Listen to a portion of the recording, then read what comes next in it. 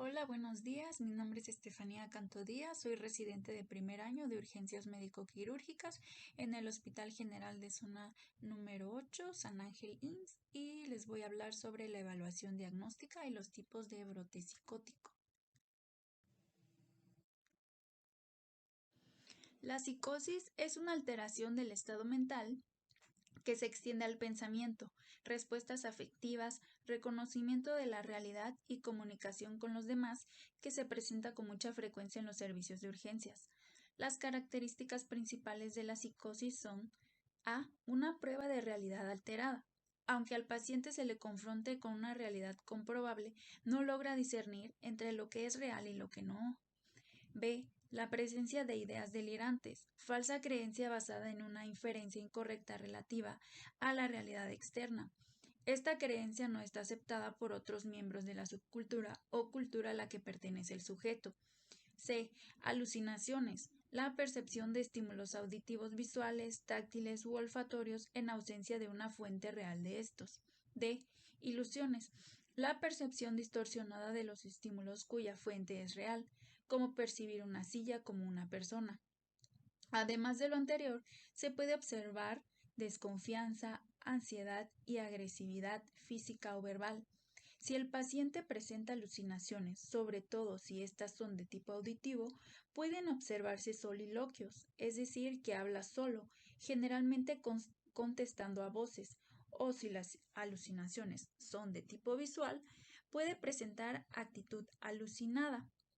La catatonia es un síndrome raro y se caracteriza principalmente por la presencia de mutismo, lenguaje pausado o ausencia de respuestas, negativismo, resistencia a las instrucciones o incluso resistencia activa a ser movido, catalepsia o flexibilidad seria, permanencia en una posición aunque sea incómoda durante mucho tiempo o permanencia en la posición que se le acomode, estupor, marcada falta de reactividad al medio ambiente, a pesar de que exista estado de vigilia adecuado, comprobado incluso mediante electroencefalografía.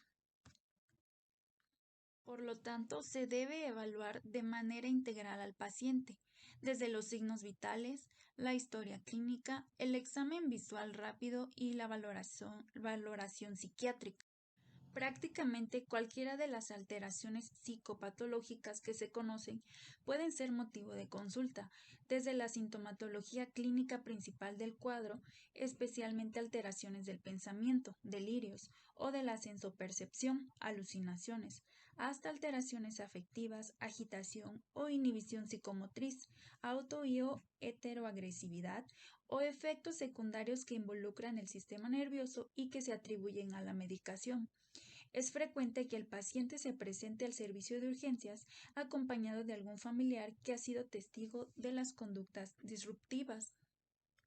Antes de iniciar cualquier maniobra física o farmacológica en un paciente psicótico, se debe de realizar, de ser posible, una exploración física y neurológica que permita la situación clínica, así como preguntas relevantes para el diagnóstico diferencial, y también se deben de incluir antecedentes heredofamiliares de enfermedades mentales.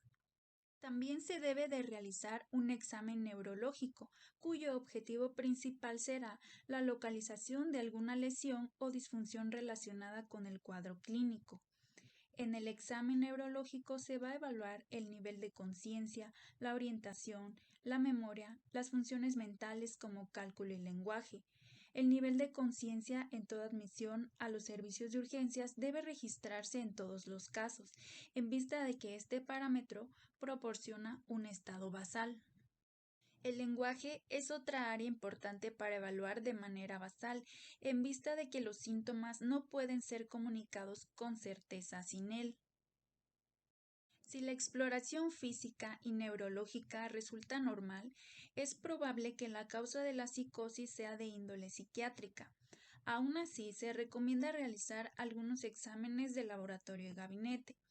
Entre los aspectos útiles de interrogar se encuentran la presencia de episodios previos similares, antecedentes de consumo de sustancias, factores desencadenantes, tiempo de evolución del cuadro y fluctuación durante el día, Conducta extraña o bizarra previa al inicio de la psicosis. Si el paciente tiene historia de ser aislado, retraído, podemos orientarnos más hacia el espectro de la esquizofrenia. Antecedentes familiares de esquizofrenia, trastorno bipolar, depresión o demencia. Retiro abrupto de medicamentos psicotrópicos. Es muy importante determinar si el paciente tiene ideas delirantes de daño o persecución, o si presenta alucinaciones amenazantes, ya que esto puede incrementar la ansiedad y volverse más agresivo. Asimismo, deben considerarse la presencia de ideas o planes suicidas u homicidas para evitar que el paciente se lesione, consume un acto suicida o dañe a los demás.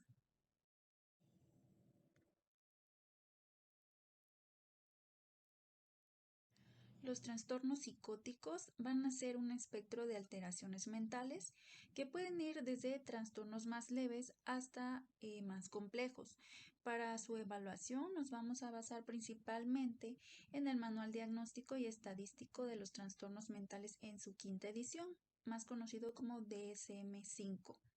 Este va a clasificar a los trastornos psicóticos como espectro de la esquizofrenia y otros trastornos psicóticos. Según el DSM-5, van a ser 5 los síntomas principales que van a definir a un trastorno psicótico. Primero, las ideas delirantes, alucinaciones, síntomas negativos, pensamiento desorganizado y comportamiento desorganizado. En las ideas delirantes, la persona va a tener creencias erróneas que no cambian a pesar de demostrarle que éstas son incorrectas. En cuanto a las alucinaciones, estas son percepciones irreales de estímulos que en realidad no han ocurrido, pero la persona lo vive como una experiencia real, y las más comunes van a ser las alucinaciones auditivas. En cuanto al pensamiento desorganizado, se va a detectar fundamentalmente a través del lenguaje, notándose que la persona salta de un tema a otro sin conexión entre ellos, incluso si se mantiene un mismo tema. Las ideas que manifiestan no van a tener un vínculo natural. En cuanto al comportamiento desorganizado, se nota especialmente en el lenguaje. El comportamiento desorganizado se refleja particularmente en la actividad motora. En cuanto a los síntomas negativos, se refieren a la afectación de actividades y los procesos presentes en la vida diaria, por ejemplo, una expresión emocional disminuida o también la dificultad para iniciar actividades. El DSM-5 también menciona que el número de síntomas deben de ser 2 o más, de los cuales uno tiene que ser un síntoma A. En cuanto a la duración de los síntomas, debe de ser de un mes o menos si se ha tratado con éxito, de síntomas A y 6 meses o más de otros síntomas. En cuanto a otros criterios, hay una reducción en el nivel del funcionamiento en las áreas de la actividad, ya sea laboral, interpersonal o autocuidado, claramente por debajo del nivel previo al inicio del trastorno, o no alcanza el nivel esperado en caso de inicio en la infancia o en la adolescencia. Cuanto a los criterios de exclusión, menciona el trastorno esquizoafectivo, depresivo o bipolar. Los síntomas no deben deberse a un uso de sustancias psicoactivas u otra condición médica.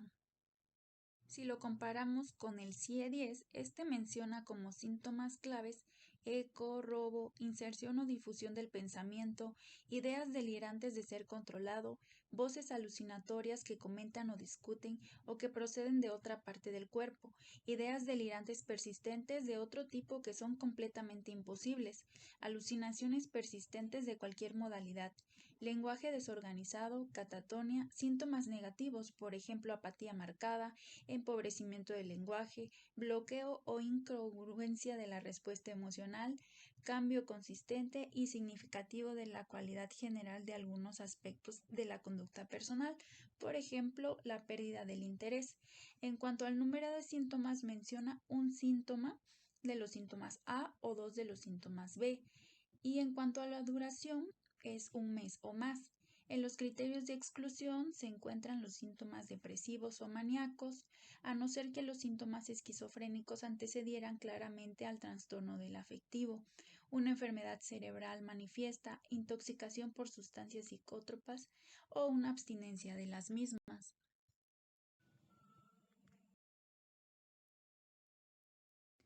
Existen varias escalas de evaluación de los trastornos psicóticos. Aquí se mencionan algunas.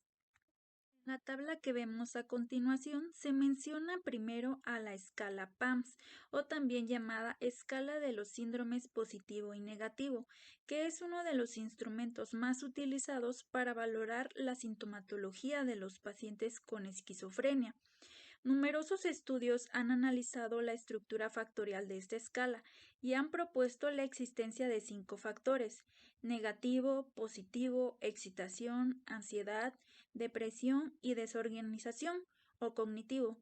Este último factor se ha relacionado con pruebas neuropsicológicas con la finalidad de analizar su utilidad como medida del rendimiento cognitivo en esquizofrenia, aunque no se han obtenido resultados concluyentes.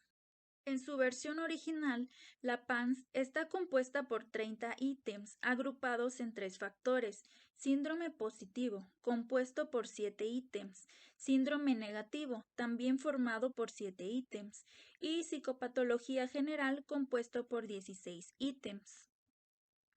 A continuación encontramos la escala BPRS o escala breve de evaluación psiquiátrica, la cual fue concebida en 1962 por Overall y Gorham y es un instrumento sencillo y sensible al cambio en la severidad de la psicopatología, que se utiliza para evaluar de forma rápida y eficiente el efecto del tratamiento en pacientes psiquiátricos, especialmente esquizofrénicos. Además, ha sido empleada para describir, cuantificar y clasificar psicopatología y para separar a los pacientes en grupos clínicamente homogéneos en los que se podría esperar una mayor respuesta a un determinado tratamiento. Posteriormente tenemos a la escala SAPS, escala de evaluación de síntomas positivos. Evalúa los síntomas positivos en 4 bloques: alucinaciones, ideas delirantes, comportamiento extravagante y trastornos formales del pensamiento. La escala SAMS evalúa los síntomas negativos en 5 categorías: embotamiento de la afectividad, alogia, abulia, apatía, anedonia, ausencia de sociabilidad y deterioro de la atención. Y se caracteriza también por que, la llamamos escala de evaluación de síntomas negativos. En cuanto a la aplicación de las escalas SAPS y SAMS, estas se administran en forma de entrevista por el personal entrenado. El entrevistador debe observar la conducta del paciente durante la entrevista, revisar el material clínico y obtener información adicional de familiares y cuidadores. El marco temporal al que se refieren ambas escalas puede variar desde la semana pasada para pacientes con un episodio agudo en tratamiento hasta los últimos 6 meses para pacientes con un trastorno crónico y estable. En cualquier caso, este marco temporal debe ser especificado por el clínico. Los ítems se evalúan según la gravedad del síntoma en escalas tipo Likert, de 0, ausencia de síntoma, o 5, síntoma presente de forma interna.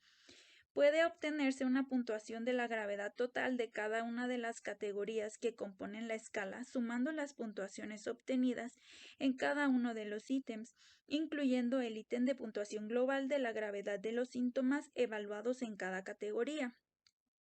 La puntuación total de cada una de las subescalas o categorías depende del número de ítems de cada una de ellas y se utiliza para poder tener un mayor conocimiento de la gravedad en cada subescala. Para las SAMS, la suma de las 5 categorías da una puntuación de 0 a 25 y la suma de los 20 ítems, sin contar el de la escala global, da una suma de 0 a 100. Para las apps, la suma de las 4 categorías produce una puntuación total de 0 a 20 y la suma de los 30 ítems, sin contar el de la escala global, genera una puntuación total que oscila entre los 0 y los 150. La escala VAX, también llamada Evaluación Breve de la Cognición en Esquizofrenia, evalúa los dominios cognitivos consistentemente deteriorados en esquizofrenia y relacionados con su evolución: memoria verbal y de trabajo, velocidad motriz, fluidez verbal, atención y funciones ejecutivas. Otra escala a evaluar es la batería cognitiva de consenso Matrix, que es una iniciativa internacional para desarrollar una batería cognitiva de consenso para utilizar en los ensayos clínicos de esquizofrenia. Está compuesta por 10 ítems que evalúan los siguientes 7 dominios cognitivos: velocidad de procesamiento, atención, vigilancia, memoria de trabajo, aprendizaje verbal, aprendizaje visual, razonamiento y resolución de problemas, cognición social. Otras escalas a utilizar son la escala de funcionamiento social, el cuestionario de Sevilla de calidad de vida y la entrevista estructurada para los síndromes prodrómicos.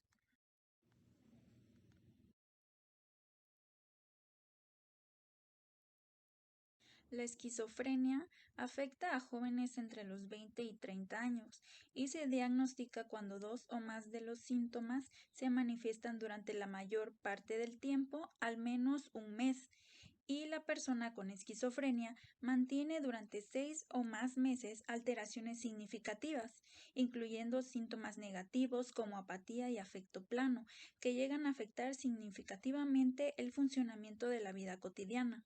El trastorno esquizoafectivo se manifiesta en síntomas muy semejantes a los de la esquizofrenia, es decir, con delirios, alucinaciones, pensamiento y conducta desorganizados, además de síntomas negativos. La gran distinción con la esquizofrenia es la presencia de una alteración afectiva significativa, ya sea una depresión mayor o manía. Trastorno esquizotípico, también conocido como trastorno esquizotípico de la personalidad, puede ser considerado una forma leve de estos trastornos. Las personas con este tipo de trastorno tienen dificultades para establecer relaciones interpersonales y a menudo son considerados excéntricos o peculiares. Este trastorno suele ir acompañado de ideas delirantes, no tan severas como las observadas en la esquizofrenia, pero sí suficientes para interferir en sus relaciones con los demás. Trastorno psicótico breve es la ocurrencia de alucinaciones, delirios, pensamiento y comportamientos desorganizados por al menos un día, pero menos de un mes. En este tipo de trastorno, la persona vuelve eventualmente a su funcionamiento normal antes de ocurrir el episodio. Esquizofreniforme. Este está representado por un punto intermedio entre el trastorno psicótico breve y la esquizofrenia. La persona manifiesta al menos dos de los síntomas que se mencionan a continuación: ideas delirantes, alucinaciones, pensamiento desorganizado, comportamiento desorganizado, síntomas negativos.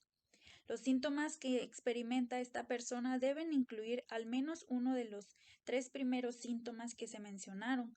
Además, este tipo de persona manifiesta la sintomatología por al menos un mes, pero menos de 6 meses, lo que lo distingue de la esquizofrenia.